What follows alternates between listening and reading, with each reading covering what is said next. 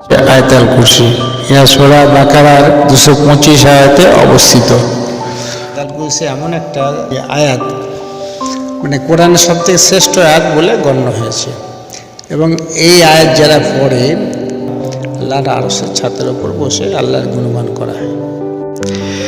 এই আয়াত শরীফ আল্লাহর কয়েকটি বিশেষ সিফাত বর্ণিত হইয়াছে। প্রথম বাক্যে বলা হইতেছে যে আল্লাহ ব্যতীত কোনো উপাস্য নেই।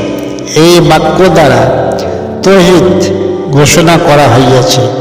দ্বিতীয় বাক্যে তিনি চিরজীবিত ও সর্বত্র ও সর্বকালীন বিরাজমান।